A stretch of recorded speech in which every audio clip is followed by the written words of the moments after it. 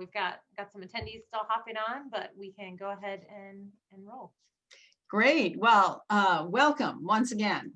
Good afternoon to those of you who were here yesterday for the first part of our Growing Local Solar in Communities. Thank you. And for those of you who are just joining us today, welcome. I'm Jane Harf, Executive Director of Green Energy Ohio, and we are very pleased to be presenting our first all virtual Growing Local Solar workshop. We've done 3 of these in the past, but they were all in person. Different experience, but I think this has proven, yesterday people seemed very pleased. We got a lot of very good feedback, and I'm sure that today will be just as good. Yesterday, our presenters talked about why should communities look at investing in solar projects. And they also shared some interesting and useful information on getting started if you want to go down that road. Today, we're going to focus more on how. Okay, you've decided to do it. Now, how do you do it? What are the various considerations? Well, one of the most important, of course, is always money. When you are investing in a capital project, as a local government or as an individual or a company, financing is a critical piece of your decision-making and your planning. So our first presenter today is Chris Meyer, and he is going to be telling us something about various financing options. And I am going to be running his slides. So let me share my screen first of all. Can everyone see that? Yeah, and that's the end, right? Yeah, I know. I'm getting it to the beginning. There Okay, we go. right. There's There we go. the beginning. Good. So Chris, if you just want to let me know when I should change a slide, sure. I will hopefully be able to do that. Good, good. So I apologize to begin with. I'm going to talk a little bit first before we jump into slides, because the slides are basically a case study. And I want to set the tone a little bit about PACE financing and some of what's involved in that process and why to use it. So, and I don't know if that ends up being a talking head, or if I'm just going to have the screen is just going to be the front part of the PowerPoint, I think, right? Anyway. You want me to take it down for now? No, it's okay. It's okay. Okay. It's probably, otherwise you get to see my bedroom, so it's probably better, this way. So to begin with, we're talking in particular about 2 acronyms when we're talking about PACE financing. One is PACE, P-A-C-E, and the other is ESID, E-S-I-D. So PACE stands for Property Assessed Clean Energy. So it is a funding mechanism, and an ESID, an ESID, is an Energy Special Improvement District. The ESID approach is very much focused on Ohio, because it's a legislative step that a particular community has to go through in order for them to be able to offer PACE financing to, in this case, we're talking about commercial PACE, so commercial PACE financing to businesses and organizations in the region, in their region. So to start with, PACE is a funding mechanism that focuses on clean energy, and therefore we are talking about basically energy efficiency improvements to a building and various types of renewable energy projects, which obviously the one of particular interest today is solar, but in various applications, it could be other types of renewable energy as well. As far as the energy efficiency part of it is concerned, there's a whole range of efficiencies that PACE will finance for a building. And we'll hit a little bit of those just as a side thing, but I understand we're really looking at how to use PACE to help finance a solar project. The funders in Ohio are going to be either a port authority or finance authority of that sort, or a range of private funders that do PACE financing. And the largest one in the country is Greenworks Lending, and they happen to be very active in Ohio. And I might mention our members of Green Energy Ohio. So we have a special interest in their success. A PACE financing has several benefits for the lendee, the organization or company that is going to receive the funds.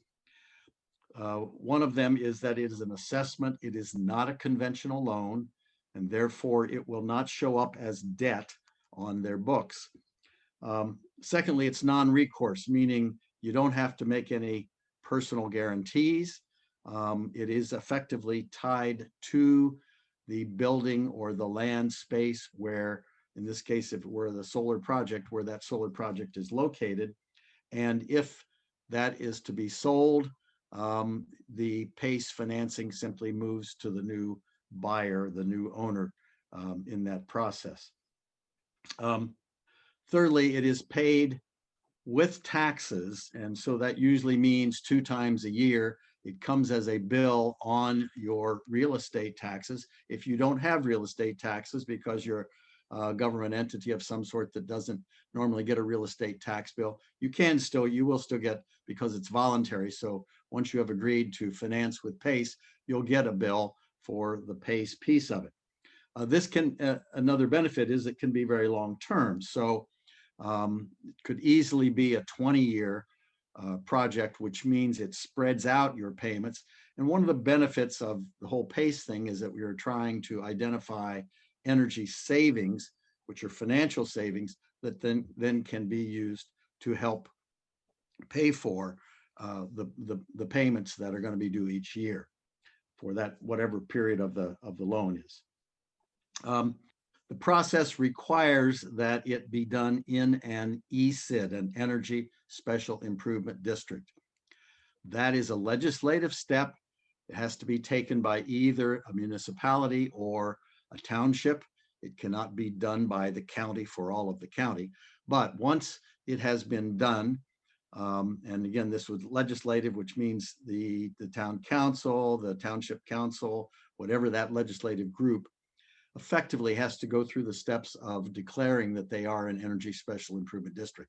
Beyond that, there's really nothing else that they have to do, other than they will need to have an Energy Special Improvement District board who basically approves any PACE financing. And again, they're not actually loaning the money. They're simply saying, yes, within our environs here, the project does fit all of the requirements for a PACE project.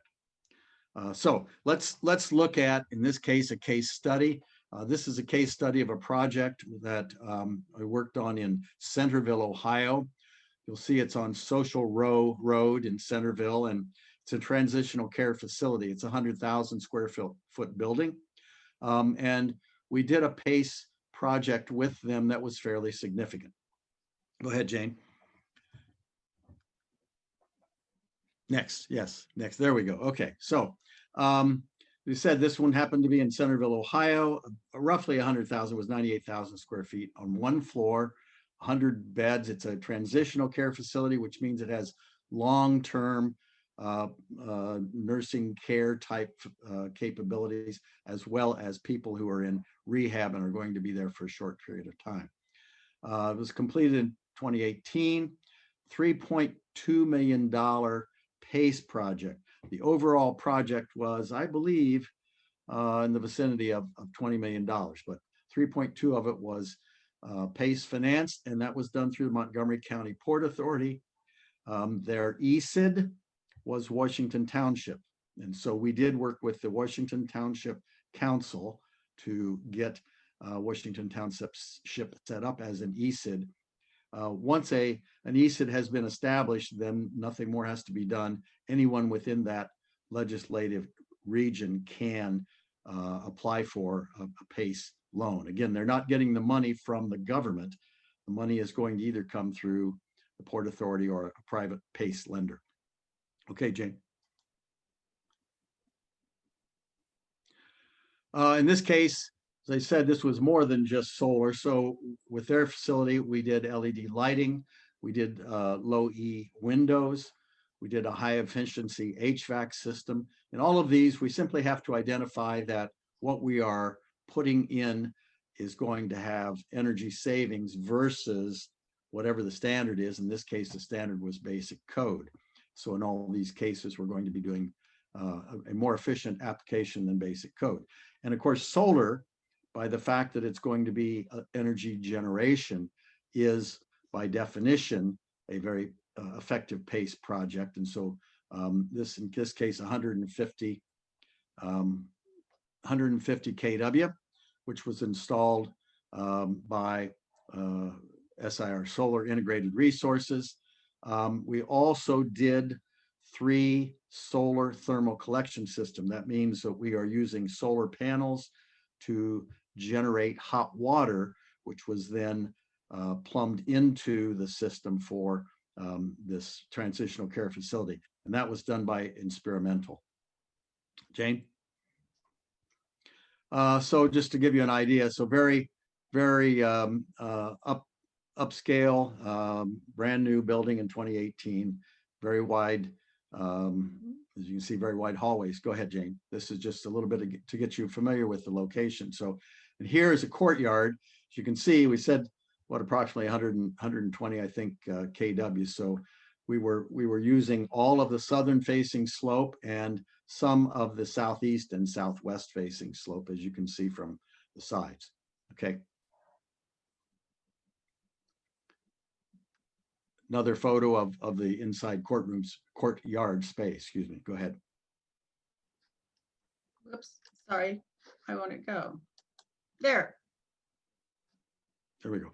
I mentioned the fact that we also did solar thermal. So as you see right in the middle here, these are solar thermal panels, which means that effectively the sun is heating hot water, heating water that is running through the panels, that's then collected and collected then down in the maintenance, one of the maintenance rooms where the water heaters are, and it's basically a preheat. So what this does is heats water up to Fahrenheit degrees, 85 to 90 degrees Fahrenheit. That means for them to raise that water temperature to say 110 or 115 is a very efficient process because it's been preheated.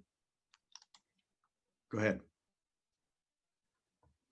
These are the solar thermal tanks. So the one on the left is the collection tank. The rest of them are the water heaters for the rest of the building. So again, you've got to preheat this way.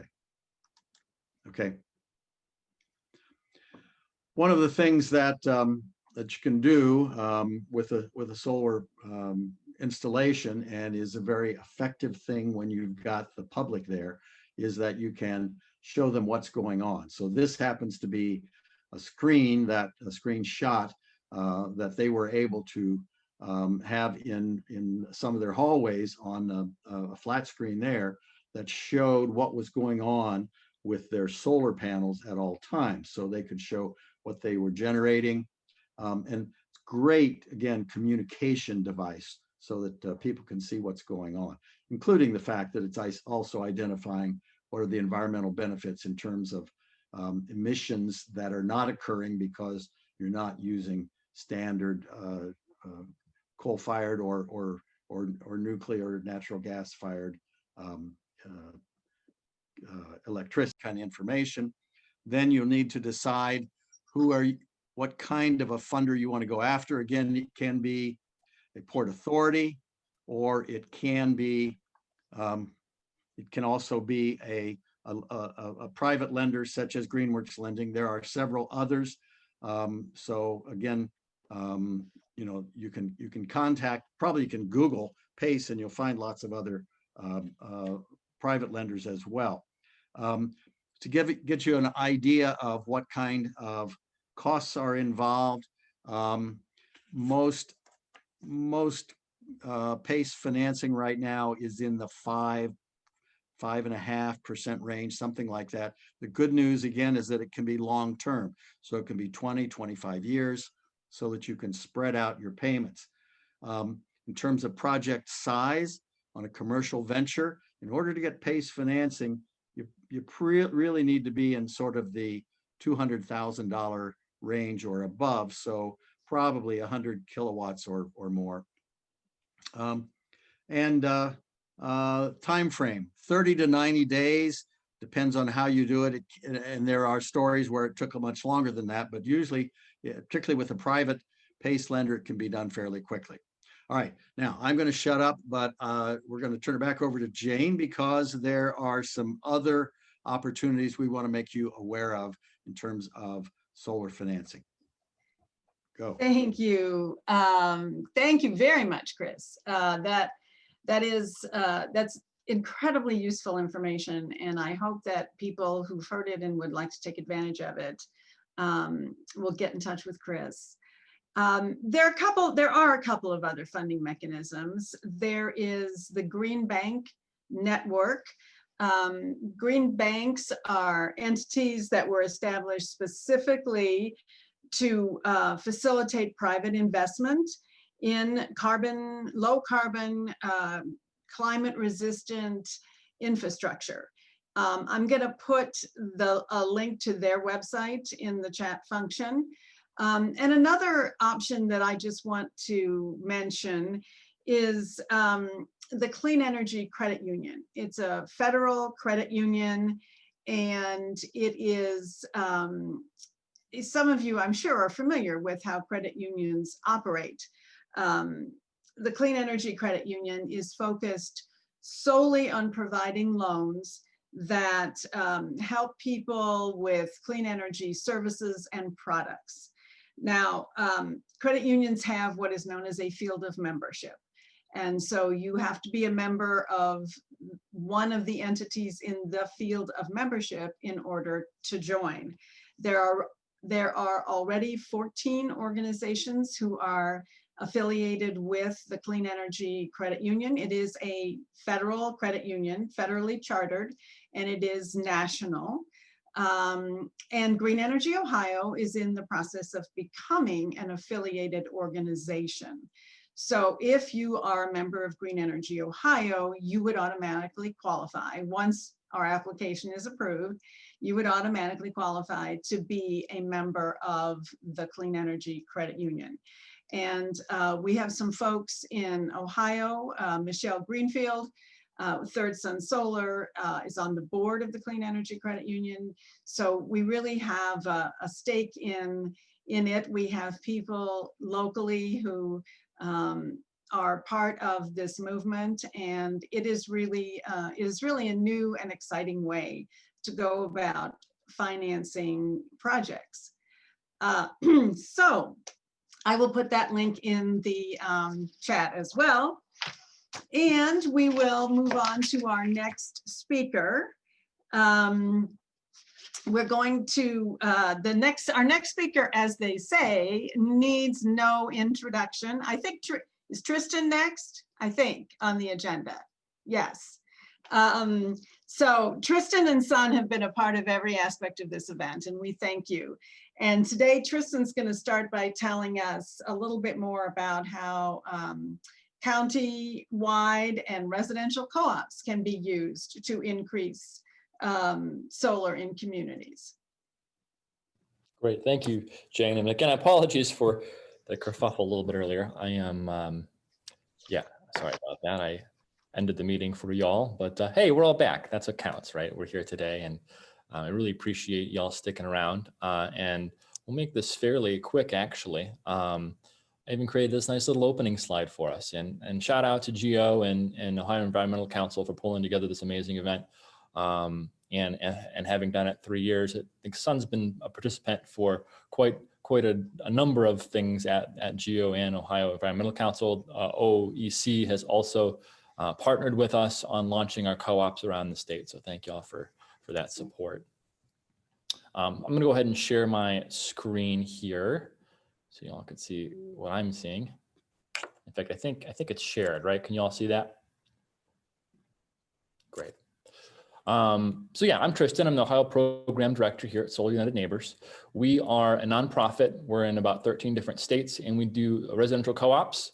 which we'll get into here towards the end of the presentation. We also do a lot of educating around what residential solar is, what your opportunities are for putting solar on your roof, and then we help you in that process by, if you join a co-op or join our membership in any of the states we operate, we'll help you, vet proposals, or if you join a co-op, you'll end up having the opportunity to go solar with some of your neighbors, add solar to your roof with some of the folks in your own community. The goal being, we want to transform our energy system from the rooftop down. We believe that distributed energy is extremely important, that you should be able to control your own energy production should you want to, and should you have the resources. And we believe that it's something that can actually help you save money in the long run too. There's economic benefits to it, as well as obviously environmental benefits and sustainability benefits. There's many reasons for going solar. We just want to help you get there the best way possible, cheapest way possible, safest way possible. So, but before you get too far, we want to make sure we're talking about the same thing. When we say solar, rooftop solar, we mean photovoltaic solar. I think you might have heard a little bit about this in other presentations, but just to make it really clear, we're talking about direct current energy being generated on your roof and then converted through a process through an inverter on the side of your home to alternating current energy, which is then able to be used in your home or exported back out to the grid. And I think Randy touched on what net metering was. We're going to go in a little more depth on net metering here in a second, because I want to really drill home how this works. And I thought this would be a great audience, since this is the day where we're supposed to take a little bit deeper dive into this stuff. I want to use an example here in a minute of how net metering has helped me personally save money on my electricity bill. But first, there's a couple components that go into a solar system, a solar array. One of them is your actual solar panel. And a lot of people don't know, the panels are relatively light. They're actually between 40 and 50 pounds, and they're getting lighter by the year as they're developing more harder and better glass technology, as well as the solar components themselves. They're about 3 feet by 5 feet generally, and the size of the panel, again, they weigh about 50 pounds or less, and they're comprised of either 60 or 72 photovoltaic silicon cells that actually produce direct current energy when exposed to sunlight. Those panels are all connected together in what we call a solar array that is then placed on your roof and can generate anywhere from a couple of kilowatt hours a day all the way up to hundreds of kilowatt hours a day. And a little bit later, we'll be looking at our 72 kilowatt hour system on the Lakewood City Hall's roof here right above my head. And here's how it works. Again, you have the solar panels, they're creating that DC energy. It's being inverted at an inverter that's either on the back of the panel, or it's actually can be on the side of your house or in your basement. And then that energy is being used in your home and can be exported to the grid via a mechanism we call net metering. Other components that go into a solar array would be the racking system. Again, you have your different types of inverters. You have your optimizer, which is not an inverter itself, but it allows each panel to be controlled individually. This is actually a picture of my own roof. This gentleman's installing the racking system and optimizers on the back of every one of my solar panels. These optimizers then are fed down conduit into to my basement. And this is actually a picture of the same inverter I have in my basement. It's called a string inverter. It converts all that energy at one place to alternating current. Alternatively, you can have microinverters, which convert that DC to AC directly on your roof. I think the industry is trending towards microinverters, but again, both are suitable technologies and have just about equivalent efficiency ratings and everything like that. There's benefits and drawbacks to both, but they're both widely used. Different racking systems. So if you have a slate roof, any kind of roof works for solar, really. And use just a couple of different ways that they can be attached to a roof. You have your flashing for asphalt and pull pockets, weighted system, ballasted or weighted systems that don't penetrate the roof, standing seam clamps, things like that. So here's a good example of a shake roof, and a system on a shake roof looks pretty nice. And ground mount's always an option for folks, individuals or businesses or cities. Whoever wants solar ground mount is always an option if you have the space, can certainly work for you. A couple other considerations. You want to make sure that your roof is facing the right direction. Mine happens to be east-west. We'll see that here in a second. South is the best sort of situation. East-west also works almost the same as south if you can angle the panels right. But south is usually preferred. Having enough space, obviously, to do what you want to do roof, the age of your roof and the roof condition is also extremely important. We say you want to make sure you have 10 to 15 years of life left on your roof in order to install solar. Very important. And shading. One thing that we do at Solar United Neighbors is if you join the co-op, we'll actually do a quick review of your situation to make sure that your roof is placed correctly, if it's facing the right direction, and if it's shaded, we look at an irradiance map to see that you're actually receiving the right amount of sunlight to make it viable. And we give you a pre-approval before moving you into the or denial. Sorry, solar's not going to work for you, or we'll ask you if you have other space that you'd want to put solar other than your roof if we don't think it's going to work. So net metering, this is again the secret sauce, super important. Basically, it's a statute in Ohio law that says that investor-owned utilities have to basically buy your power from you at the rate that at the generation rate, or just about that. So, and then any energy you use during the month can be offset by the energy you produce. So what your monthly bill is actually looking like is the amount of energy you use subtracted from the amount of energy you produce. So amount of energy used minus the amount of energy you produce. So this is actually a picture of my meter before they swapped it out for my digital meter a couple of days in between. There was a lot of sun, my solar system was up and running, and we were testing it, and that's my meter spinning quickly backwards because I was overproducing at that moment. Very bright day in April, was producing plenty of more energy than I was needing, and my meter was literally spinning backwards. In fact, here's my house. This is in Lakewood, Ohio, and it's just down the street. I'm at City Hall right now, but there are 20 panels. There's 8 on the front, 12 in the back, and this is the Better Together Solar installing this on my roof. It's about 6.1 kilowatt size system, Canadian Solar black panels with black and anodized aluminum frames, very sleek. Don't even notice it.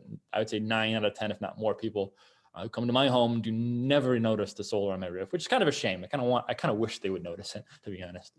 I think it looks cool, but it's east. It's not south facing. It's east to west facing, but it works, and I'll show you how it works. This is actually my production from May through September.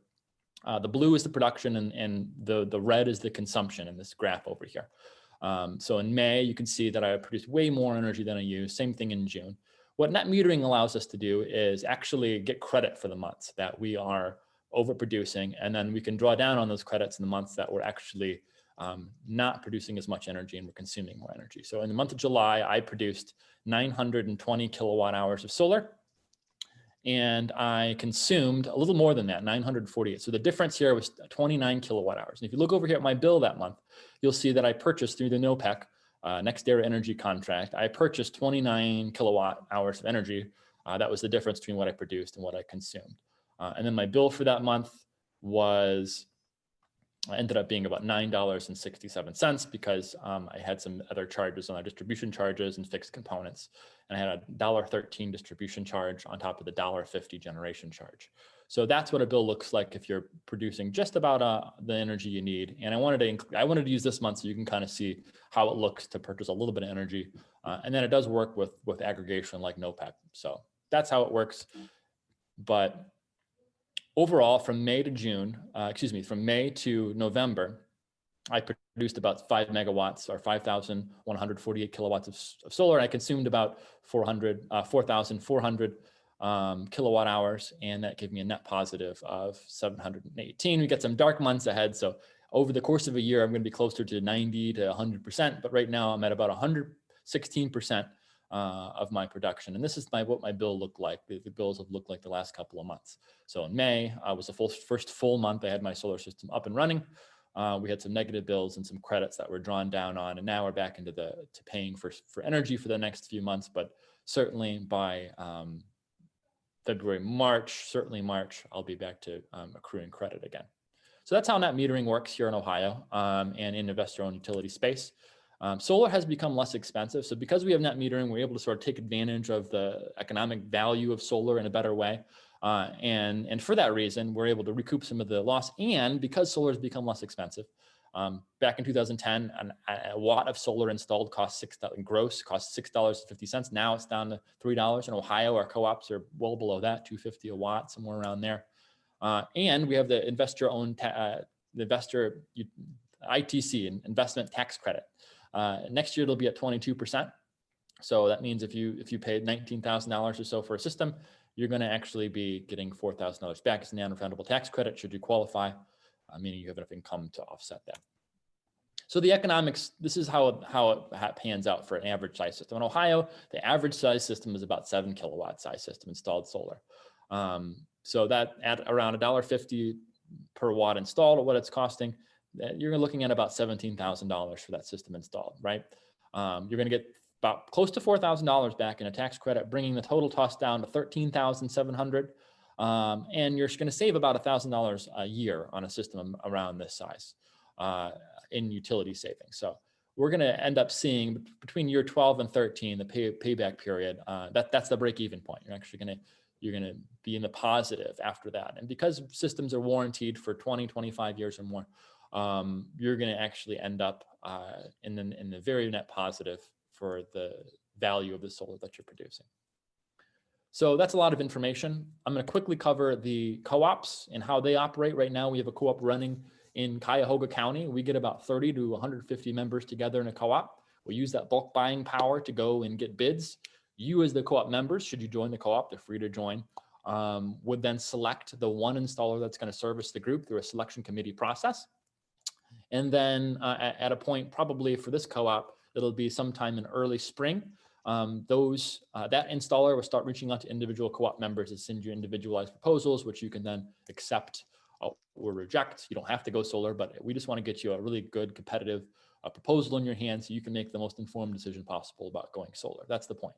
So, and you're going to help us get that proposal by joining the co-op and being a group and using that bulk leverage to get the best deal possible.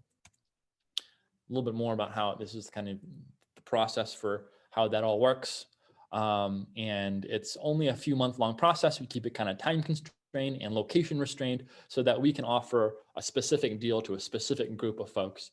And then probably later on in 2021, we'll do it again.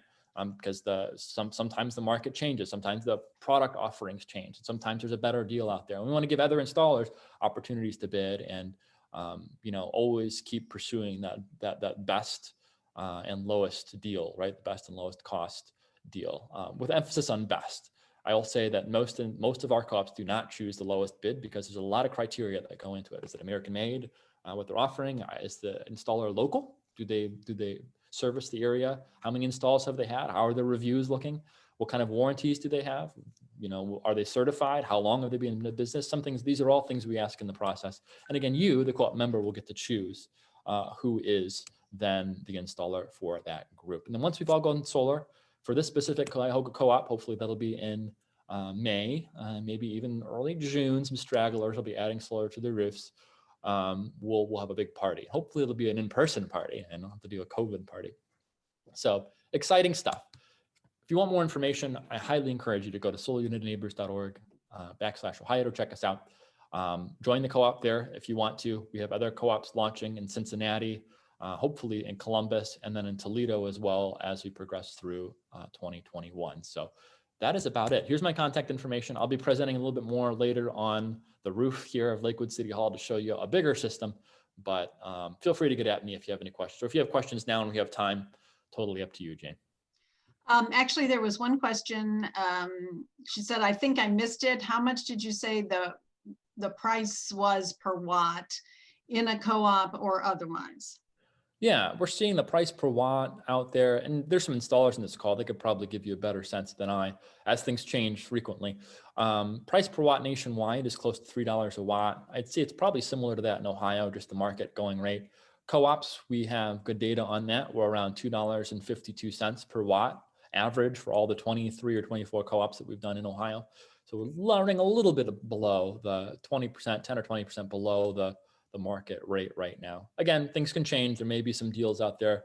And we highly encourage you too to get other proposals and compare, but that gives you a sense. Thank you, Tristan. Are there any other questions?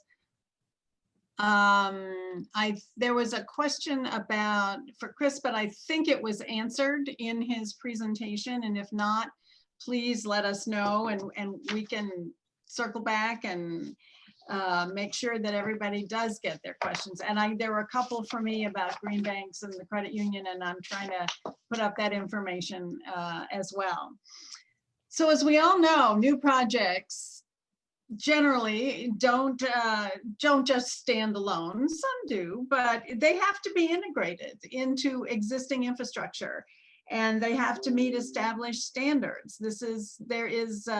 There are a lot of requirements. There's a lot of interaction with utilities, with existing utilities. And Madeline Fleischer from Dickinson Wright is here today to tell us a little bit more about distribution utility standards, interconnection processes, and timelines, all the kinds of things that go into that Gantt chart that you're going to be putting together as you start down the road on your project. So Madeline, welcome. Thank you. Thanks for having me. So I'm Madeline Fleischer. I'm an attorney with a law firm in Columbus, Dickinson Wright. And I work a lot on public utilities issues, also a rooftop solar owner. So I have at least a little bit of personal experience on this. And the reason that you've got a lawyer here talking to you today about this rather than an engineer is really because it's not so scary and complicated that there's a lot of technical engineering stuff that you need to know about. The way it works just process-wise is, as Jane said, before you can interconnect, basically plug into the grid, the distribution utility has to do an engineering review of your project just to make sure it'll fit in and not cause things to go haywire in all the various ways things can go haywire with electricity. So there's sort of two buckets you might fall into for this. What I will speak mostly to is if you're in the territory of one of the investor and utilities, which is AP, Duke, Dayton Power and Light, or any of the First Energy utilities. Their interconnection process is overseen by the State Public Utilities Commission. They have rules for it. They sort of keep track of it and make sure that nothing is going wrong. And the one good thing about Ohio is we may not do a lot of renewables friendly policy here, but we actually have, in the scheme of things, a pretty streamlined interconnection process. Especially the smaller your project is, the more streamlined it is, and just the less you have to go through with the utilities. But there's basically rules they follow in terms of what information you need to provide, what they look at, what the timelines are, what the fees are. All of that will be handled by your installer. So you will probably be barely aware of it happening. The larger projects, it does get more involved, takes more time, but that doesn't mean that there's necessarily any problem. It's just a bit of a more complex task. And again, it's something that's pretty streamlined and regularized here in Ohio. The utilities process tens, if not hundreds of these a year. So things generally go pretty smoothly. For municipal utilities and rural co-ops, they're not overseen by the Public Utilities Commission here in Ohio. So they've each got sort of their own way of handling things, which just depends on where you are. So I'll sort of set that aside as a separate topic, but that's pretty much it. The main thing to know is that as I said, your installer is generally the ones who will be handling actually going through that process.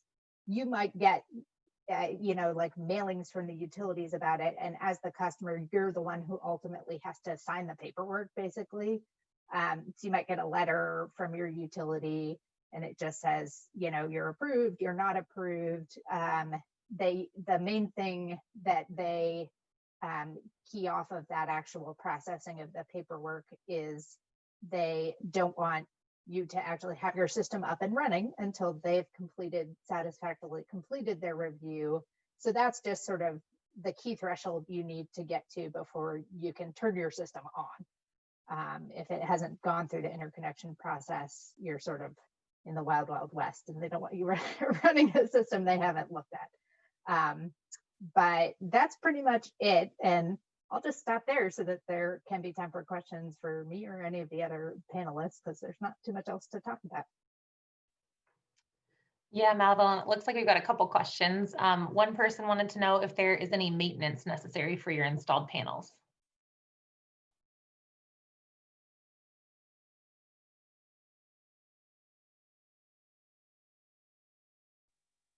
Did you catch that one, Madeline?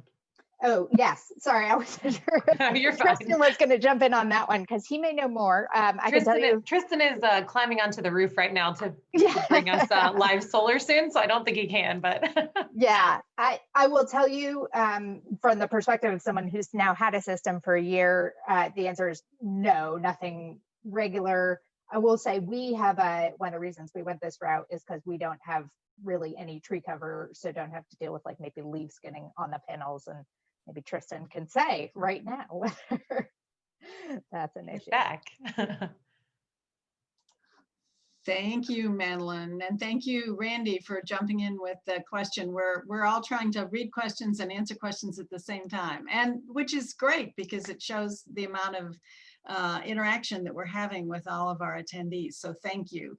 And we appreciate you doing this, and we're going to call on you, I bet you, the next time we have one of these. So your expertise is much appreciated. So now this is the fun part. This is the best part of these workshops. You know, hearing about projects is great, but there is no substitute for seeing them. And Tristan and his Lakewood team, and I'm going to let you introduce them, I think, will be showing you the finished product as well as sharing the process for how they got there. And it looks like it's windy and it looks like it's cold, and we're very glad to see you're wearing masks. So Tristan, why don't you take it over from here? Thank you. Yeah, well, great to see you all again. I'm here with Roman Duku. He's our Public Works Director for the City of Lakewood. I'm taking off my Solar United Neighbors hat, putting on my City Councilman hat here in Lakewood, Ohio, and we're standing on City Hall's roof with what is our 72 kilowatt DC array, which is right behind me here. In fact, it's all around me. So there's a number of panels here that provide roughly 61% of the energy need for the city of Lakewood. Installation happened. Roman, how long did it take for the installation to occur here? Well, so they were bouncing around between 4 locations here at the city. So we have a back service garage, City Hall, Winterhurst, and a municipal utilities garage. It took them about 6 months, maybe 5 months to complete all the installation, interconnects, conduit, wiring, and all of that at 4 different locations. So they moved through pretty darn well. We had a little bit of roof resurfacing that needed to take place prior to them starting, but that went pretty smoothly, and happy to see that their progress was pretty darn good. Yeah, well, that's good to hear. So again, we're standing on City Hall roof, but behind us, I don't know, you can almost see it there. That's the bug, or the municipal garage. Streets garage, I'm sorry. And there are another array over there, quite large, about twice the size of this array. That's actually supporting just about 100% of the need for the garage here right behind City Hall. So what I'll do right now is I'll get down a little closer. I'll show you what these mounts look like. These are non-penetrating. These are ballasted systems. Remember, in our discussion a minute ago, we talked about ballasted systems. So they're literally just weighted down onto the roof by these cement blocks and on these rubber pads that sit on top of the roof that weight the panels down. They're at about a 15 or 20 degree angle towards the sun, facing south. So there's a little bit of an angle there, and you can see, again, they're not attached, they're just sort of sitting here. And that works perfectly well for us. There's all kinds of different ways, again, to attach these, but usually when you have a flat roof like this that can support the weight, doing a ballasted system generally works best. So today, also with us, we have people from the team at Enerlogics. I know yesterday we heard from Mike Wise. We also have Scott Amadori on, who's the head of the outfit. Is going to give us a presentation to get us a little bit more in depth about the PPA process, talk a little bit more about the mechanisms, how it works, how cities can go about actually taking advantage of PPA. Here at City Hall, we're actually currently, this system will start producing energy next week, right? We just got permission to operate next week, and we're going to be about a fraction of a cent more expensive than the power we're buying now, but because of the escalator, meaning the amount of energy, the amount of the cost of the energy moving forward, the escalator is less than we anticipate the cost of energy over the long run of the system to be. So we're actually going to end up saving money over the long run. However, the first few years, we're probably going to end up running a few dollar more bill here at City Hall. However, other facilities like our ice rink that Mike Wise mentioned on his presentation yesterday is actually getting a really good deal. They're running at 11 cents per kilowatt hour out there. We're a little bit below 10 cents a kilowatt hour on this PPA. So they're going to start saving money this year. The net benefit for Lakewood year to year is actually going to be realized in the first year, even though we're going to pay a little bit more here at City Hall the first few years. So that gives you a little bit of a sense. I'm going to stop there. And is Scott on? Are you on, Mr. Amadori?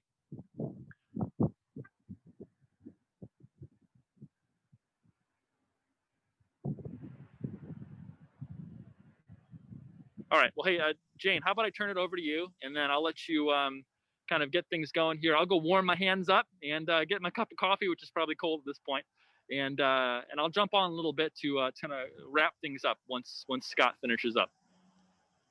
Yes, we had Scott, and Seth is on. Did you want Seth? Scott and also Jeff Greenfield. We're looking for Jeff, right? Are we looking for all three of those folks? I don't know the answer. Yeah, I know Scott was on earlier, but I don't see him now. So I don't know if Seth was also going to co-present with him, but I don't see Scott. Well, first of all, it was great. I mean, what an adventure to get up on the roof and see it up close and personal. I've always said that I would like to go on a build, on an install with one of my companies, one of the Geo business members, and a couple of them have offered me opportunities, but unfortunately, of course, COVID came along, and so that has been postponed. But the more we know about how this works, how it's done, I think the better we can understand what our options are and what's available for the kinds of needs that our community has or that we have as an individual. Is there, I honestly don't know quite where to go right now, and I apologize for that.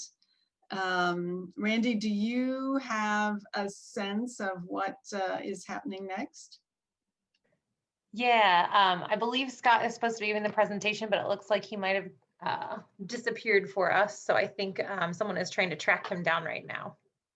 Okay. Well, in the meantime, if anyone has any other questions they want to add to the chat function, we'd be happy to. He's trying to sign back in. We see that Scott is trying to sign back in. We appreciate everybody bearing with us through the Zoom challenges of 2020. So hopefully we'll get Scott back on here momentarily. Question. People answering questions. That's good. I'm on Zoom, but it says another meeting is in progress. Okay, that happened to Chris when he tried to come back on. Or maybe I should type this. Try logging in again, because it did happen to Chris when he came on after. And I sent that to everyone. So ignore that. It was really only supposed to go to Scott or Seth.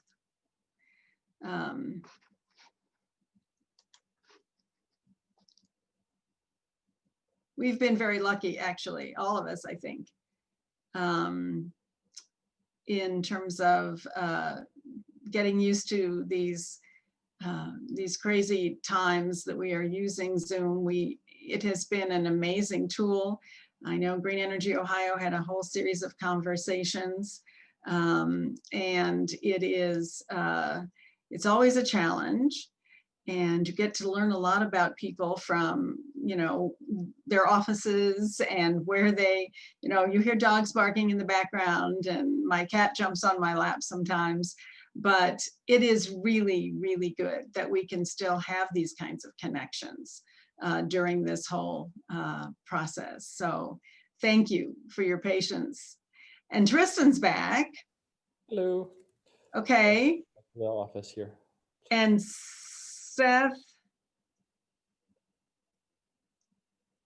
I'm trying to watch the screen and see what's happening. We have 3 Seths.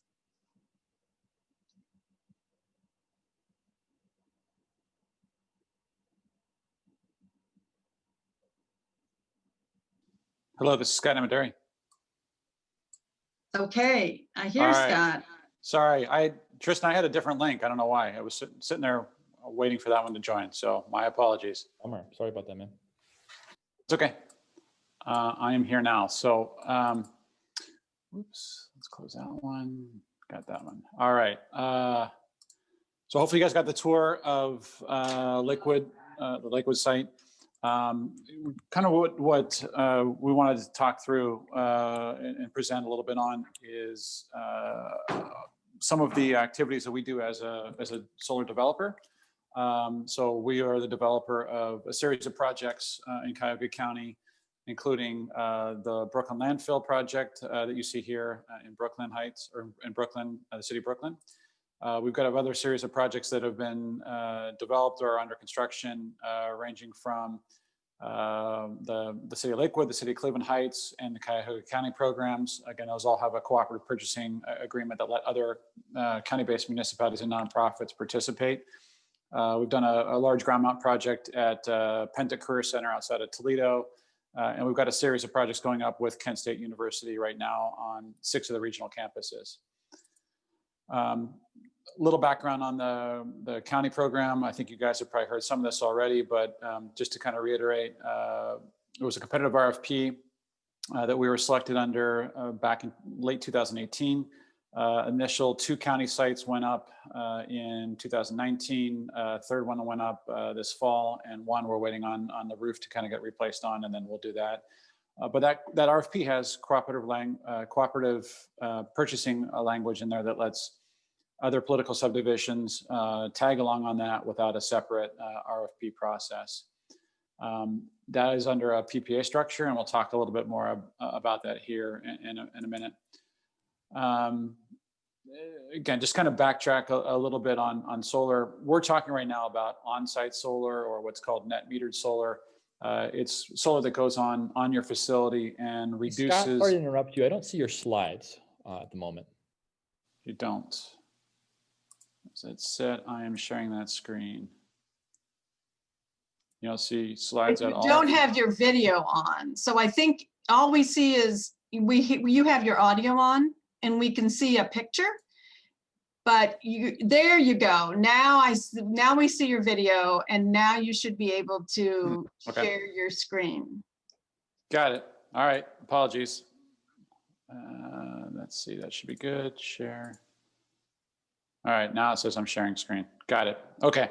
That's good. Yeah. So I'll flip back real quick on visuals. This is the Brooklyn project. This is some other examples of projects that we're working on.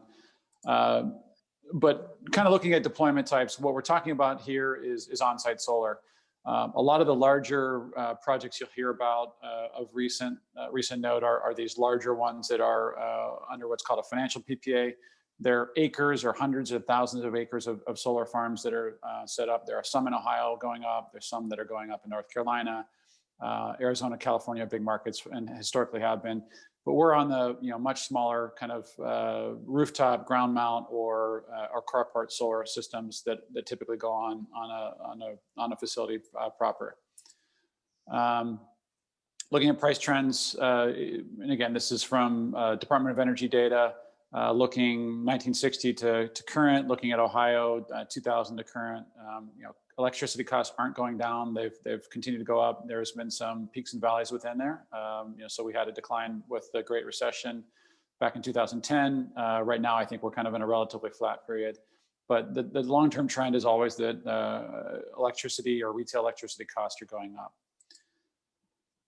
As we look at different models on how you can deploy solar, the two predominant ones are a purchase or a power purchase agreement. And under the purchase, you basically buy the system or contract with a company to install the system on your facility. Under the power purchase agreement, which is what we've done with the City of Lakewood, City of Cleveland Heights, and Cuyahoga County, it's a different vehicle whereby we cover the installation cost and all the operational side of it. All the off-taker does is purchase the power that comes out of it. The reason why this is, and the reason why we're kind of contrasting these here on this slide, is just to kind of give you a flavor for what it makes sense and why someone might choose to purchase a system versus do a power purchase agreement or a PPA. You know, really, if you don't have federal tax obligations, then the tax benefits of a solar system under the purchase model are stranded. So as an example, if you, as a municipality that doesn't pay, you know, federal income tax, that investment tax credit is substantial. It's currently at 26% of the project cost. So not being able to utilize that tax credit kind of leaves that tax benefit stranded. Under the PPA model, the PPA asset owner, the system investor on that one, is able to utilize that investment tax credit that gets to a lower effective cost of capital and a better PPA rate for the facility that's going to use the power. Again, on the ownership model, there's no monthly payments. You know, you own the system, so there's no quote term associated with it. But you typically have a fairly good payback period, 10+ years. It's not as good as say a lighting retrofit that has a 2 or 3 year simple payback. Under the PPA model, typically we're doing a 20 to 30 year term on that one. And it locks in your electricity rate for the energy generated by solar for some portion of the energy usage. And usually we're limited on space on how much of your energy consumption we can cover with solar. Kind of digging a little bit more into the PPA itself on how it works. You know, in this example, we're saying a facility that uses 17,000 kilowatt hours in a month. Under your sort of base case scenario or your current state, none of that electricity is provided by solar. All of it you're going to purchase from the grid through a combination of your supplier and your distribution company. So Ohio being a deregulated state, you have a set distribution company, you know, whether that's Ohio Edison or the Illuminating Company or Cleveland Public Power. If you're in a non-municipal utility service zone, so anything but Cleveland Public Power, you have the choice of suppliers. You may be buying it through NOPEC, which may be, you know, aggregating it through NextEra, I think is their current supplier. But you're buying all that energy from the grid through the company that distributes the power in the Illuminating Company and the company that supplies the power through, say, NOPEC. Under the solar model and net metered solar model, basically it's very similar except for the amount of energy you purchase from NOPEC / the Illuminating Company is reduced by the amount of energy that the solar system produces in that month. So again, in this example, solar doesn't give you 100% of that monthly usage. By example, we're saying, you know, 12,000 kilowatt hours of energy generated by the solar system, and then the balance of your power needs are going to come from the utility or from the grid. It just kind of gives you an idea of how the PPA structure works and how net metering works. We don't cover 100% of your energy consumption, but we provide a significant portion of it, and you still have the grid there as backup. One thing about solar is it is a variable resource, which means it's weather dependent. So the amount of energy you get from a system varies throughout the course of the year. Obviously, summer, longer daylight hours, you get more energy per day and per month than you do in winter months when you have lower number of daylight hours. Some typical questions we get sort of around the process and you know what do you have to do with it. Sort of why now? The big driver on that is cost curve reduction. So the U.S. has really deployed heavily on solar over the last 10 to 15 years now.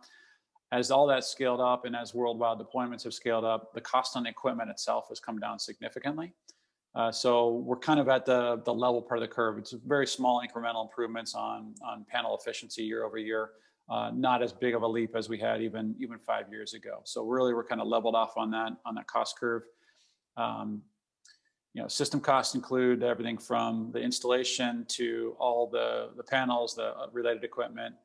If we look at space considerations, roof-mounted solar is best on flat or south-facing roofs, small slopes, and we like to have roofs that don't have tons of equipment on it. Try and keep it, relatively clear, or an area that's fairly clear. We can also do ground mount, and carport's an option as well. How much can you save? Really depends on what your cost of energy is today, how much we can generate, but it does have significant lifetime benefits. And even if you have an issue with your roof or know that you need a new roof, we can work with you. Very often we can finance that as well. So it's a way for us to kind of deploy solar and follow along, a new roof or a roof replacement with solar relatively at the same time. Our process, high level, is kind of like everybody else in the industry. There's a lot of pre-development activity that happens on, understanding site use plans, on understanding sort of your long-term plans with facilities, baselining where you are on electricity consumption and costing. From there, we present those to the facility or to the facility operations group, and kind of hone in on what makes most sense, what doesn't. And then go to either a development agreement or straight to a power purchase agreement from there. Once the PPA is executed is when sort of the more mundane stuff happens, but it's permits, it's engineering and things like that go through, and then we construct and install the solar system on site. So the actual construction time is relatively short. It's a month or two for a smaller system. It can be as long as 6 months for a larger ground mount. But it's a fairly succinct and compact process. So kind of in summary, our process, and I think we're not unique in this regards, but under the PPA is a really good option for municipalities. It's all done with zero out-of-pocket cost. Lets you pay very often lower price for electricity than you're currently spending. It gives you a hedge for a portion of your energy power needs. Maybe not 100%. Also lowers your carbon footprint through locally generated on-site renewable. So it's letting you point to literally, solar on your rooftop and say, we're doing it here. We're not doing it from a wind farm in Iowa or Pennsylvania, but able to do it with local. And yeah, so if you want to own it, tax credits are available. Again, more for commercial enterprises, but it is something that's available for those that pay federal income tax. So there's a lot of information there. I know I went quick. Questions?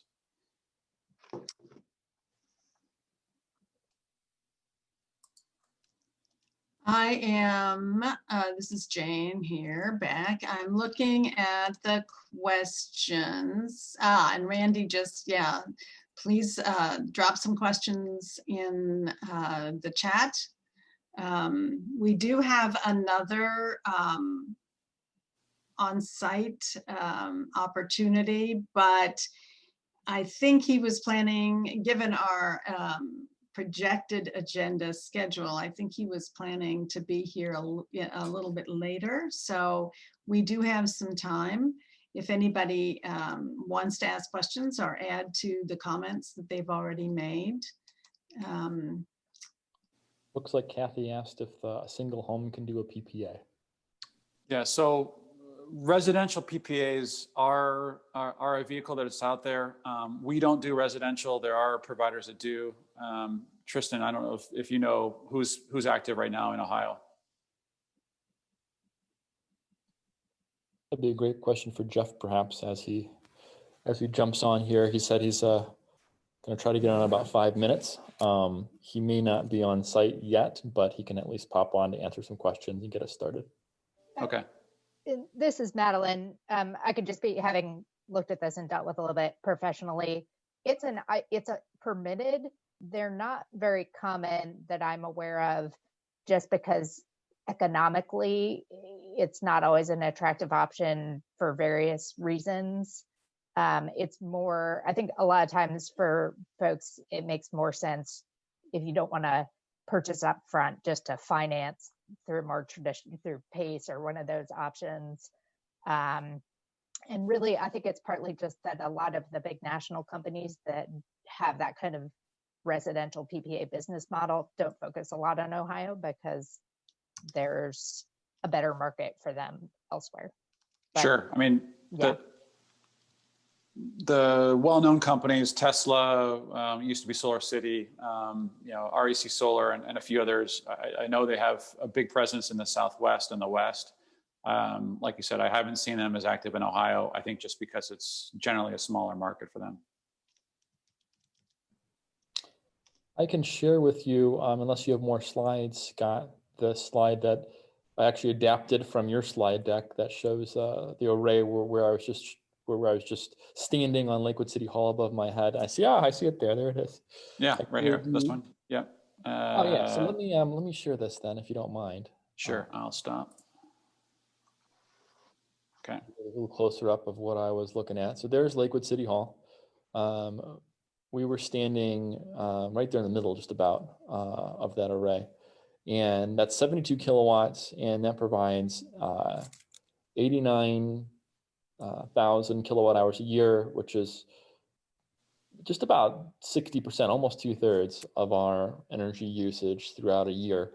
I'd say with some energy efficiency savings, and our windows here, our building was built in the 1950s. The windows may have been replaced once since then, but it's the next on our list of things to do at City Hall, is replace our aging windows. And there's a lot of them. We certainly can get our kilowatt hour usage down. That solar array will produce more and more as a percentage of what we need. And that's what we're going for in Lakewood. We have a zero emissions goal, a net zero emissions goal as a city government. And certainly getting City Hall 60-ish% there is a huge chunk of it, and getting our garage almost 100% there, and our ice rink that the city actually manages or owns and has a company manage for us, getting that at least 10 or 15% of that huge energy need that it takes to keep that ice rink cold, powered by the sun, is actually helping us achieve a 100% renewable goal that we set for ourselves. Unfortunately, we're not going to be able to do the rest of it with solar, based on the fact that Lakewood is pretty densely populated, and there's not really much open land to do ground mount arrays, which we would need to do in order to offset the rest of our energy need through solar.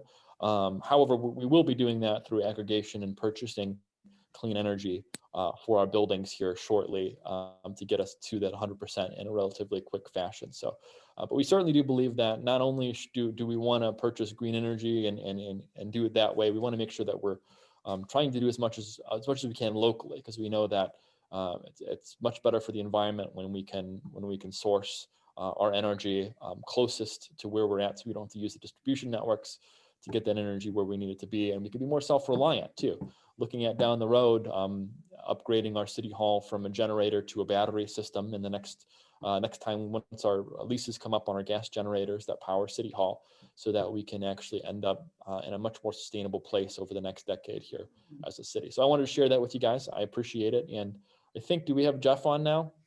Let me comment one thing, Okay, just sure. kind of as a policy standpoint. So I think, Tristan, what you said kind of triggered this on Lakewood.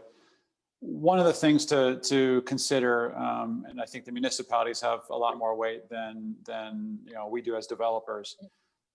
There is other states that have, I guess I'd say, more solar-friendly policies, and I'll give you an example. In the state of Pennsylvania, you're able to aggregate facilities or aggregate land to find a way to actually do solar. So if you're space constrained on land, can't do it actually on site, there's a 2-mile radius kind of window within Pennsylvania that you can do it. So again, something that's not currently allowed in the state of Ohio, but perhaps as policy changes, that might get more favorable for solar. And Tristan, we'll talk about battery storage at some point in time as well. We're working with a couple of manufacturers on that, and that's getting to be very advantageous for solar as that cost is coming down year over year as well. I'll tell you, we just went through the process of extending the lease on, we actually went from diesel generators to CNG generators, which I think was a good step in the right direction. But they're fairly expensive. I would imagine that if we could use that couple $100,000 we put into our CNG generator lease, not even purchase, we could probably have done a pretty substantial battery system, or at least started towards a pretty substantial battery system, right? Yeah, for sure. The hard part is, you know, the how many hours or how many days do you need of backup, and that's, you know, batteries are good for hours, not for days. So one of the biggest, I see some more questions, but I have one question for Scott that came up throughout the process for getting panels on City Hall here specifically. And we heard Roman talk about having to make some, our Public Works Director having to make some roof improvements. And that was probably one of the biggest hangups, was trying to figure out and schedule our roof, redoing some of the roofs at City Hall. Can you talk a little bit about how you've helped some of your clients work through the scheduling and the roofing and structurally support, you know, some of the roofs that I know we looked at originally in Lakewood were not able to support solar panels. So how do you work around that? Yeah, so again, our goal is to be cost effective with it. So in some cases, facilities just aren't a good roof for it. So a roof that's oriented the wrong direction may not be a good candidate. If it's structurally, you know, wood structure, so wood support beams versus metal support beams, sometimes depending on it, aren't able to support the load of solar. Solar doesn't add a lot more to the roof. It's 3 to 5 pounds per square foot in terms of the weight of that as you distribute it. But really the biggest issue is as we look at an asset like solar that's going to be on your roof for 25, 30, 35 years of operation, we want to make sure that we're not going to put it up on something that you're planning on ripping off the roof in 3 years or 5 years on as well. So we typically work with the municipality, or Lakewood's case with the city, to make sure that we're coordinated with you. You know, very often the facility operations folks know where there's a roof issue. They know where there's leaks that they've repaired consistently. We really kind of like that lay of the land, if you will, to understand how we can mitigate any of that effect. And if there is work that's planned or if we need to leave space for it, we do that. So on Lakewood, on the ice rink, you know, talking with the roofing contractor that the city uses, they wanted to make sure that there was access to the seams. It's a standing seam metal roof. There are kind of 3 seams along that. So we redesigned it to kind of space out around that seam, give plenty of room for someone to go up and access that. That's typically where an issue would be if there is an issue. So we're going to work on that side of it as well. Our flat roof, we typically do, and almost all the roofs we attempt to do what's called a non-penetrating deployment. So on City Hall, for example, everything sits on top of the roof itself. There are concrete blocks called ballast blocks that hold it down slightly so that the wind doesn't lift it off. But that lets us do it, that preserves any roof warranty that you still have on it, preserves the roof integrity, and again, we always do a pre and post inspection. So we'll have your roofing contractor out before we start installation, and then again after, to make sure that the roof warranty stays intact and no impact from that as well. Hey Jeff, good to see you. I have one question here before we jump over to Jeff. Welcome, Jeff. And thanks for jumping on here early. We're actually plugging away here through the presentation. One question was, if for residential, if PPA is not an option, or what can we do for financing instead of a PPA? Madeline commented the EcoLink loan to the state, which actually subsidizes a portion of the interest rate through the department. I think it's the treasurer's office. You can access that. If you want to do a HELOC loan, a home equity loan, it'll subsidize part of that. If you're in Cuyahoga County, and other places, I think Hamilton County has a similar program for, we call it the county help loan. It subsidizes a portion of your interest rate, actually up to 3% for any kind of home improvement. So you'd qualify through KeyBank for a regular home equity loan. You'd apply to the county, and they would actually pay for 3%. that home equity loan. Pretty neat deal. Again, it's called the County Help Loan. Again, it's called something else in Hamilton, and other counties have other type programs that subsidize either energy or home improvement or both. And it's a great way to save some interest rate. But generally, we recommend people use those collateralized type loans instead of going, or before they start looking at other type of loan systems. I know Jeff and others use Clean Energy Credit Union, which is a phenomenal resource. And I know that Jane mentioned that earlier. They're offering, they're one of the only credit unions out there offering loans collateralized either on the solar system or specifically for solar arrays, and they offer a pretty good interest rate. And again, a lot of installers use them. They're a great group. There's also installer financing, and maybe Jeff can talk a little bit about that even. So Jeff, I'll hand it over to you, man. Thanks for joining. Sure. Hey, everybody. Happy to talk a little bit about installer financing.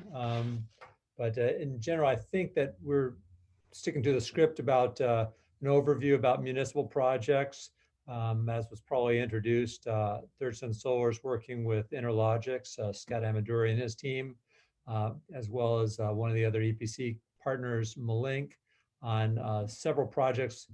We were awarded kind of a multi-site RFP, able to work with lots of different organizations within the Cuyahoga County area. And so I'm going to share my screen here. I think it will work, and show some pictures from some of the ground mount project. So let's see, not quite perfect, but there we go. Last second, get the slide just right.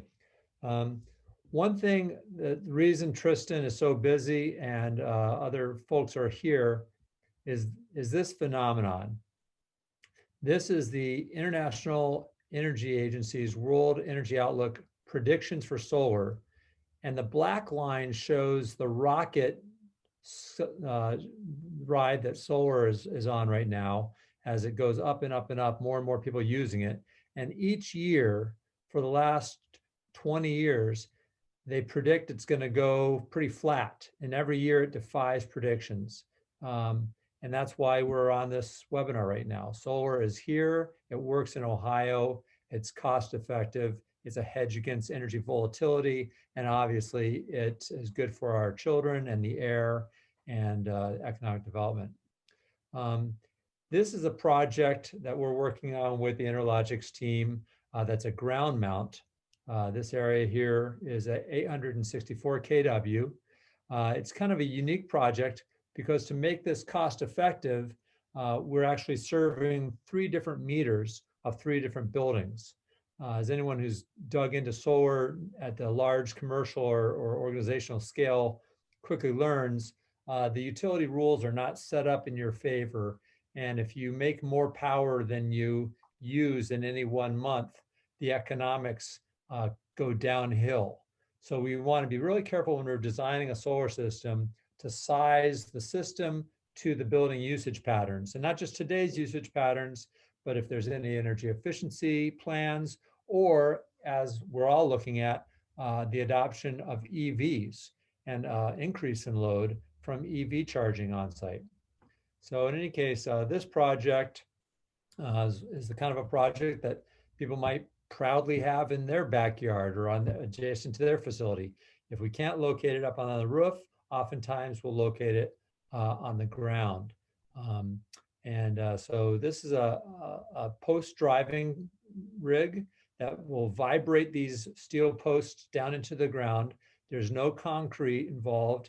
And at the end of a solar system's life, which might be the economic life, might be plus or minus 30 to 40 years, or if the campus decides or the institution decides to put a building there, down the road, solar can be decommissioned and uninstalled down the road. It's not as permanent as some people might think.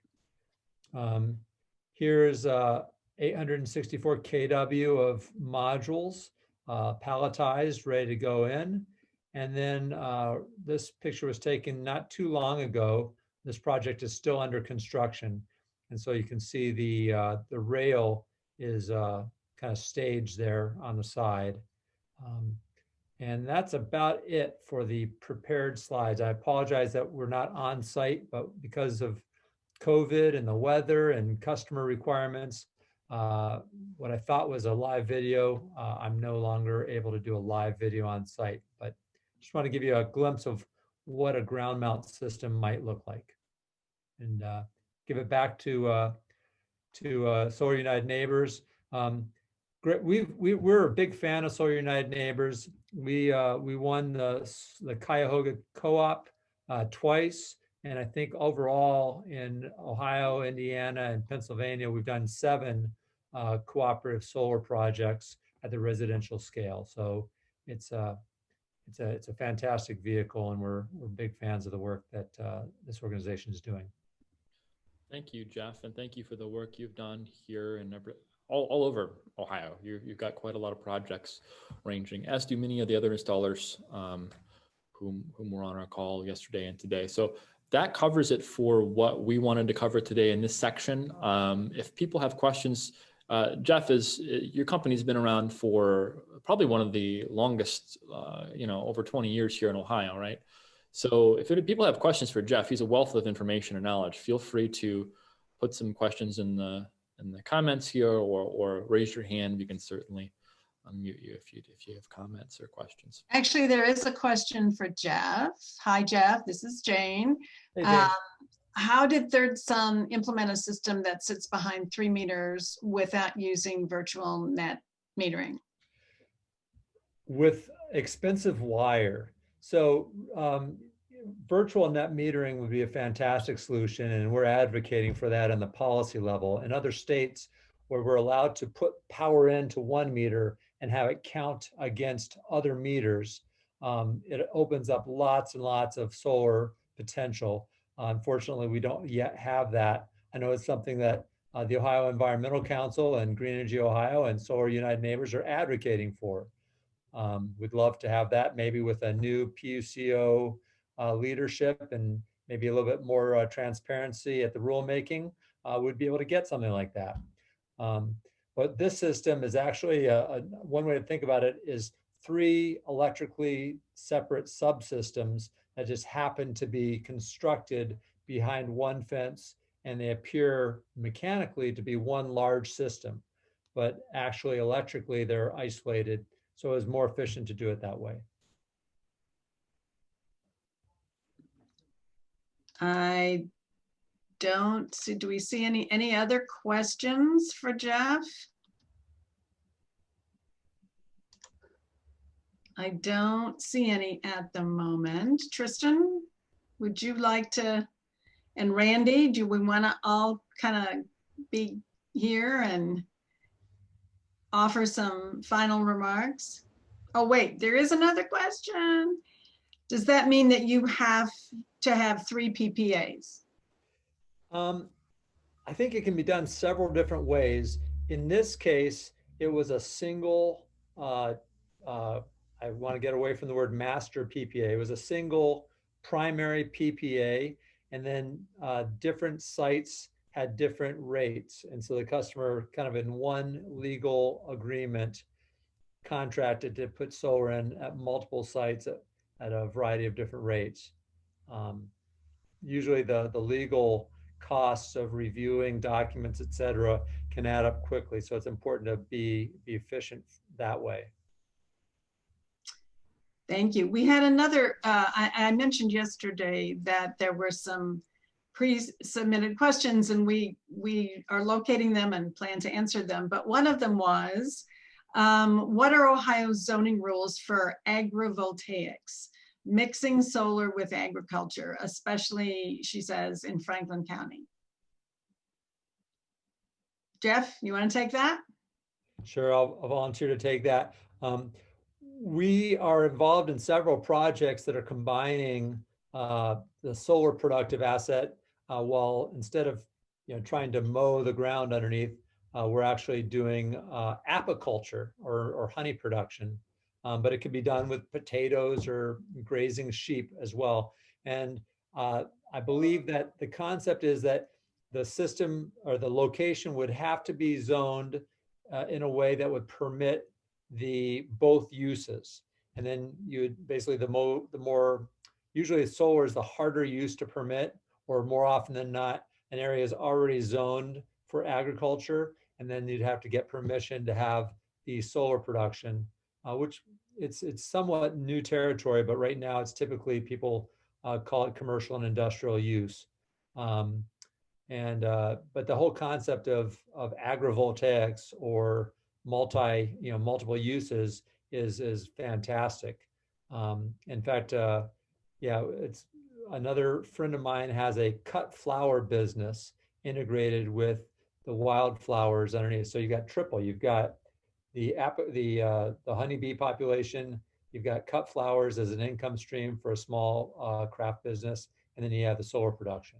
So multiple uses make for better economics. Yeah, and I'll just add a layer onto that too.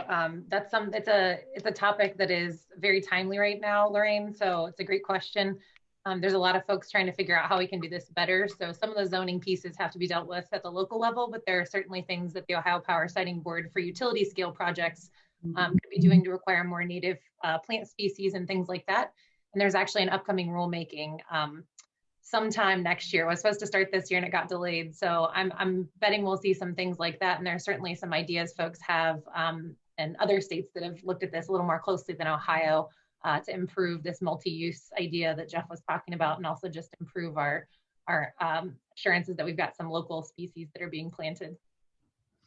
And several, as you mentioned, several of the utility scale projects that are before the Power Siting Board right now incorporate a variety of agricultural and aspects to them. Yes, and our very first Growing Local Solar was actually at Denison. I think for those of you that were here yesterday, Jane kind of told the story of how this got started over coffee, but Jeremy King has a really interesting story to tell about how they navigated some of the difficulties they had with that project, and they have a really great set of pollinators growing underneath their panels out there at Denison now.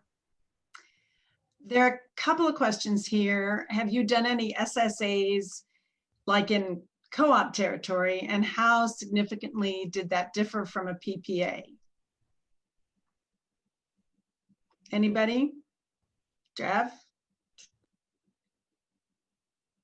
Is that a solar subscription agreement? I'm assuming so, because I know, for instance, I'm on a co-op and my co-op has that option. Right. Yeah, that's what I thought it was asking. So solar services agreement, it says. Yeah. He added. Yeah. So an SSA is kind of a cousin to a PPA, and it's I think in some states there's areas where you're officially not allowed to have a PPA because the utilities again have kind of put in rules that have tried to block competitive energy supply. And so I would say in general, it might be safe to say a solar subscription agreement is very similar to a power purchase agreement, just a little bit of a legal nuance. Scott might be able to handle that one. I know you all are doing business in a variety of other markets, but I don't think there's a specific co-op or non-co-op issue to that. Scott, any thoughts on that? No, typically and I'm going to maybe take them more as a voluntary process with the utility. So a lot of the utilities offer sort of a block concept where you can buy blocks of energy from a 1 kW on up through the utility. It's generally a voluntary program. There is typically no cost savings. It's actually an additional cost. So, in effect, you're helping the utilities get more of a rate of return on an asset that they own and deploy. It's typically not something that flows to a benefit to the end user customer. So different than even a community solar where you kind of lock in a low rate reduction. Typical voluntary utility programs, you might only have to do a year at a time, but you're paying more for your power rather than potentially less than what you're currently paying. Mm-hmm. Is there any way to find out what, how many, and where solar systems are in a given community?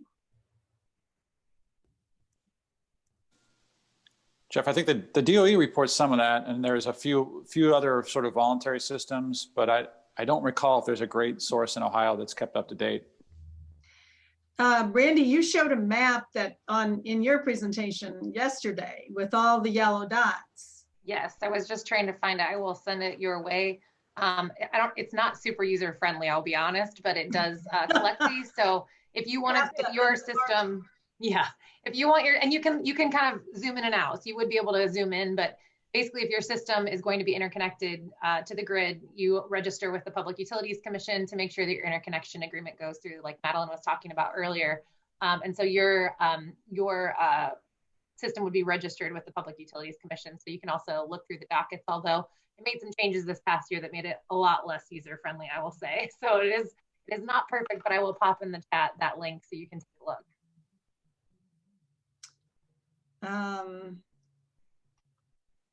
And Lorraine, how can I find cost/revenue from 1 megawatt solar farm in Franklin County, presumably with PPA with AEP, and who are the partners to work with to figure this out?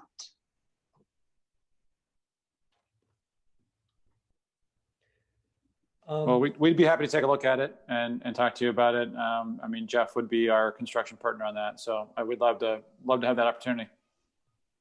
Yeah, I was going to say, it sounds like, people are starting to realize that the income stream from soybeans and corn, goes up and down and is just that.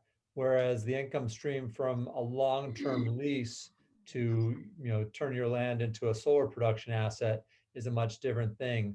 I think that the Ohio Farm Bureau, assuming it's a large block of land, the Ohio Farm Bureau and Green Energy Ohio are both working on that to help landowners understand what they're dealing with. And it's wind as well as solar. And then the other piece is that the land itself might be important, but your proximity to a substation or how close you are to one of those fenced in kind of areas with the transformers, kind of a graveled off lot. That's one of the critical, that's probably more important than anything else in terms of whether or not plot A or plot B are viable for solar. But yeah, Scott would be a good resource for folks to get an idea of the likelihood of turning their acreage into a solar farm. And Craig Foster posted to talk with Solar Vision. That's Greg Kuss and Jake Kuss as well. They're a local developer that Lorraine, you might want to talk with them, and we can provide that information if you need it. If you could make one change to Ohio law. Oh, wow. I have to pick one. That would do round robin. That would encourage, then we'll get all our ideas out. that will encourage solar. What would you say? I'm going to start with Jeff. It's hard to narrow it down to one change because Ohio is kind of mediocre and getting worse. But that said, returning Ohio to what I'd call pure retail net metering, where if you produce a solar array on your roof, a solar kilowatt hour on your rooftop or on your building, and send it out into the grid because you're not using it or you're making more than you use at noon on a Sunday, that you get credited for the same amount of power that you buy at nighttime. In Ohio right now, you get a haircut on that, the avoided cost, and that has a pretty large impact on solar economics for most people. Other ideas? Randy, you guys specialize in changing the laws. Like you said, it's hard to narrow it down because there are lots of things that I could go after. Currently pending, I'd love to see the RPS restored with an in-state requirement that would actually drive demand for renewables produced here locally. But one other thing that I'm really super passionate about is getting true community solar enabled in the state of Ohio for our IOUs, because it's an equity issue, right? Not everyone can afford to put solar on their roof, but everybody could subscribe to a panel if we had community solar enabled in the state. And so I think it's really, it's an equity issue. It would lift up, low-income communities that have been left behind. And so I think that that's really, really critical for Ohio to invest in. I agree. Tristan? Yeah, I'd say 1 and 2, Jeff and Randy, definitely. Those are what we, and community solar, that like a robust program that like other states have, where the state's actually investing and creating equitable options for folks and using some of that RPS backing to do really good and cool things with. But you know, one of the things though that is feasible and that is coming up for vote today, just a few minutes in the Senate, is SB 289, which would allow for community solar in all HOAs in Ohio. So that's up for a vote in literally a few minutes. Unfortunately, we don't think it's going to have time to get through the House, but you never know. But it's a huge thing to have something like that pass our Senate, our Senate in Ohio, and hopefully next year we'll be able to, you know, get solar in all homeowners associations legalized, basically. Mm-hmm. That is important. I get emails about that too. And then there are things actually that aren't necessarily solar related, like setbacks for wind development. We need to fix that issue. We need to do more for energy efficiency, which I mentioned yesterday. We need to resume energy efficiency programs that really are the foundation, because you don't even want to put on a solar unit until you know how much you need and have done everything else you can do to reduce your usage. I mean, that's pretty much, that's basic. And so I think those are things I would like to see more of. Madeline says she's on the phone. She's dying to give an answer to this question. I'll chime in with one additional, you know, concept. Yes, and this is where, you know, I think it does relate heavily to the Public Utility Commission and how it's structured. But, you know, utilities have been able to be very obstructionist in the current regime. You know, First Energy slipped in a pretty good language at the end of last year that's into this year, requiring some additional cost to be incurred on projects for over 300 kW, over a megawatt. And it's not, you know, $1,000 kind of a piece of equipment. It's tens to hundreds of thousands of dollars. But it's all those kind of soft costs that add up. I think finding a way to, you know, really change the culture of the state. And I think the only way that really happens is top down from the Public Utility Commission to mandate it on the utilities, but to change that so that it is at least not anti-solar, and maybe even pro-solar would be great.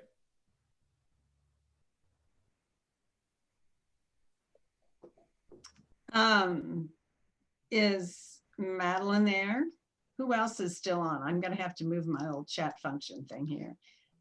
I don't know if Chris is still on. Who would, because anybody who's still on, any panelist who's still on and would like to add to this.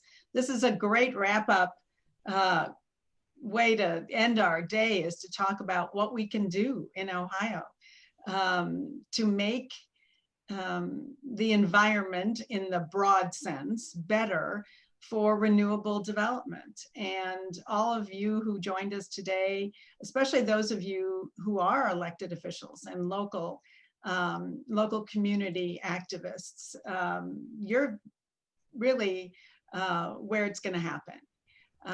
And we heard yesterday from Joe Florida with Power A Clean Future Ohio, and they are working to facilitate local level municipal and city initiatives.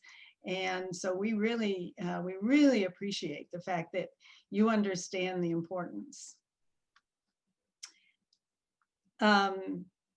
Is Madeline coming back? She said she's there, Madeline. There she Yeah. is. If you want to tell us what your number one recommendation to change Ohio law to benefit solar would be, or change something. It doesn't have to be a law, I suppose, but. Yeah, sure. And sorry, I just had to step away for a minute. So I'm going to assume someone has already said virtual net metering, and just give a thumbs up to that.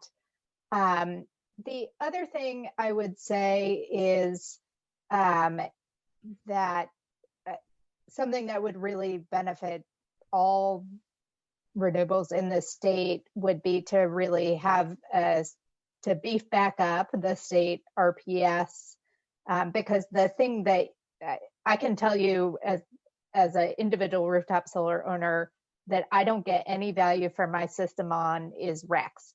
like we didn't even pay to install a revenue grade meter because it didn't seem like it was worth it to measure, to actually get the REC certified to sell in the market. And where Ohio is sort of out of step, I guess I'll say, with a lot of other jurisdictions, is in recognizing the value of producing clean energy in the state through something like a real robust RPS, or there's various other ways to go about it. But basically, that's a whole value stream that's missing unless you have voluntary purchases. Jeff has something to say. So thanks, Madeline. You know, one other thing, we've been talking kind of big picture, and maybe even, you know, under this kind of current legislative environment, maybe hopeful and unrealistic big pictures. But a lot of the things that we can do are at the city and local level. You know, there's huge initiatives. Our mayor in Athens is putting in a 2.3 megawatt array. You know, the city of Columbus, city of Cleveland, they're doing big stuff. Cuyahoga as a county is doing stuff. So mayors are taking action and local leaders are taking action. So one thing that could impact all of us would be to address permitting and inspections. It's a little thing, but the cost of solar on a German household and the cost of solar on an Australian household is a fraction of what we pay here in North America. And one of the reasons is our arcane permitting system. We spend about the same amount of money at Third Sun Solar dealing with permits and structural permit, electrical permit, building permit, zoning variants. All that stuff costs about as much as we pay our laborer and electrician on the roof.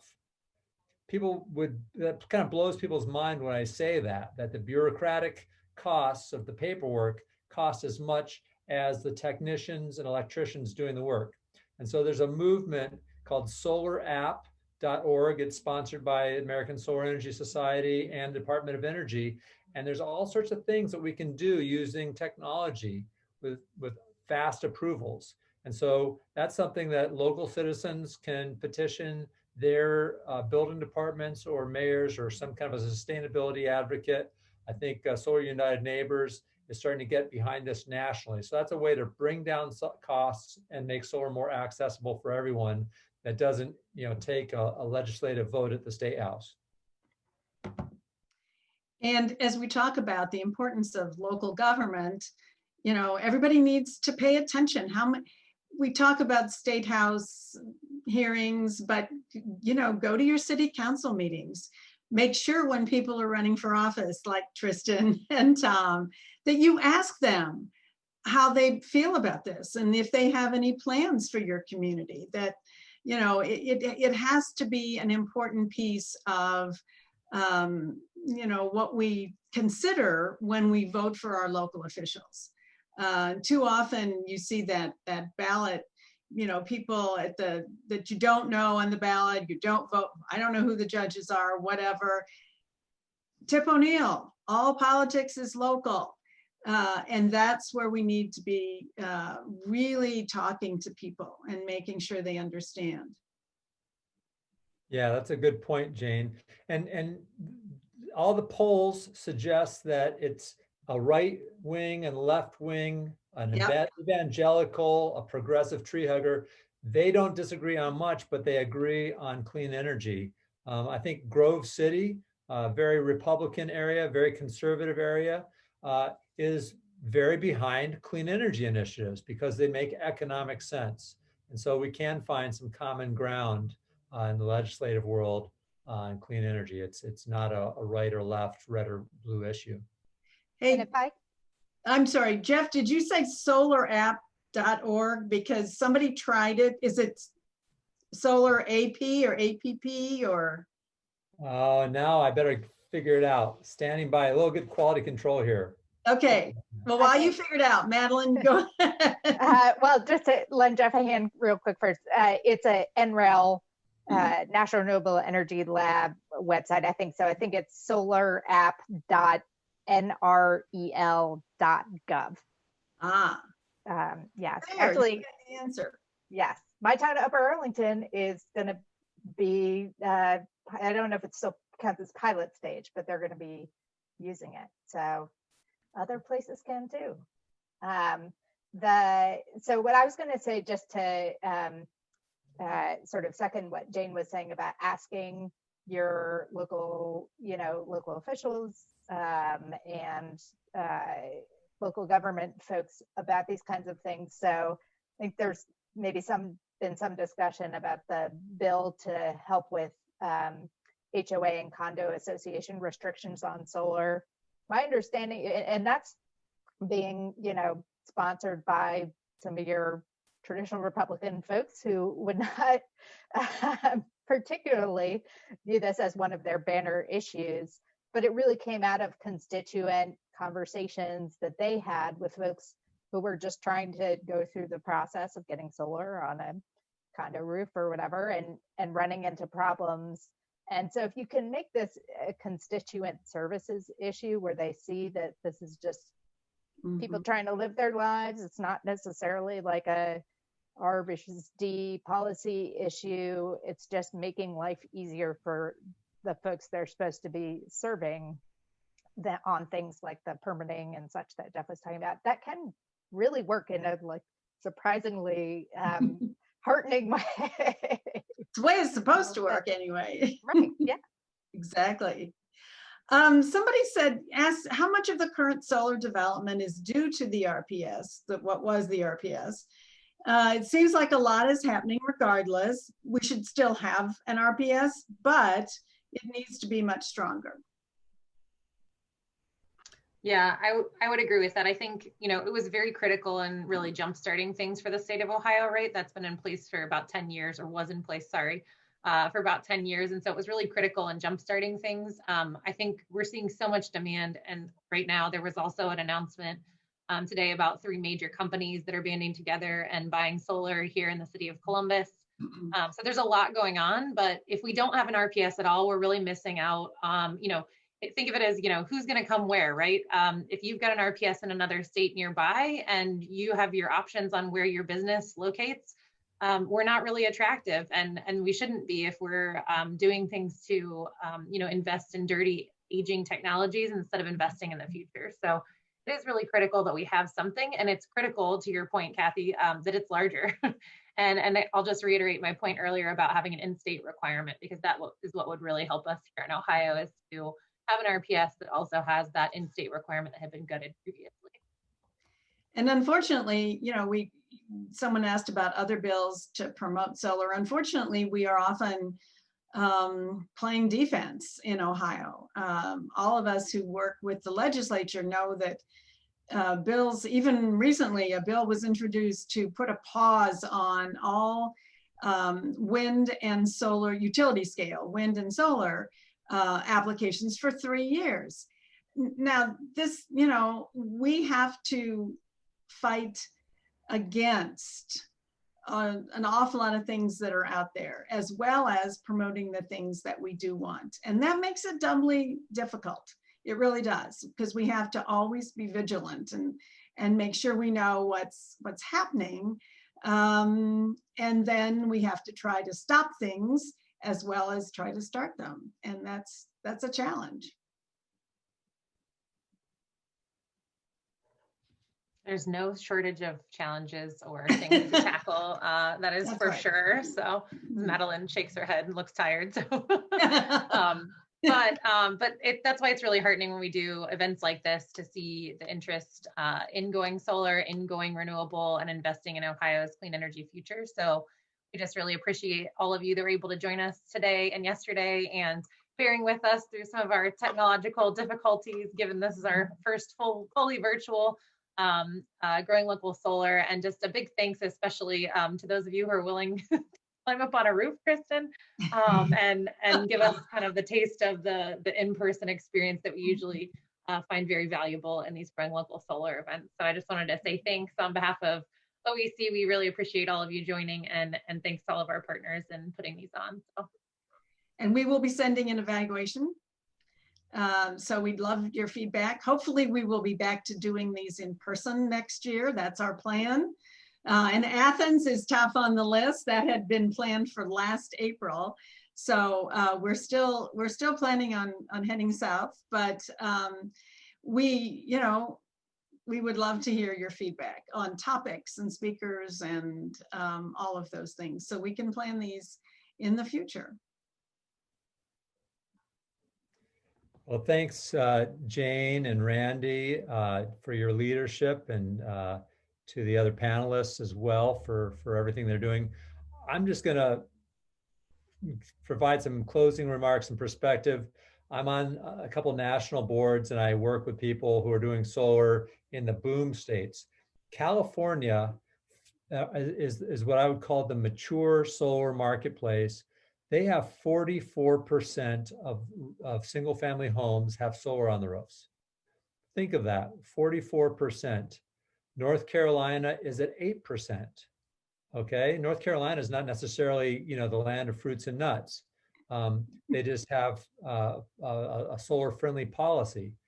So Ohio is still below 1%, but think about what it would be like, what it will be like to have solar on half of our rooftops. That's inevitably the way it's going to be. The question is how quickly we're going to get there versus the other states.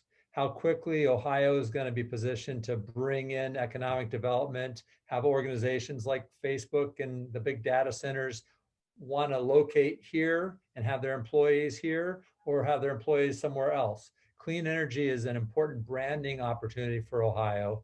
And I think some of our legislators don't yet get it. And I think that some of them are slowly coming around to realizing that solar is inevitable, clean energy and efficiency are inevitable, and that slowing it down and fighting against it can only hurt the state and only hurt the citizens of the state.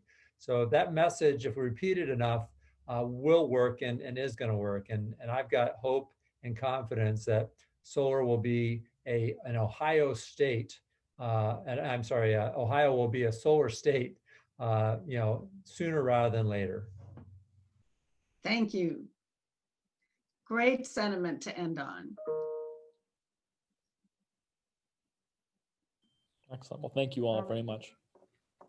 Yeah, thanks everybody for joining us. And like Jane said, we'll be sending out a follow-up just to get your thoughts and feedback. And we really, really appreciate you all joining us. And we hope you have a good rest of the week.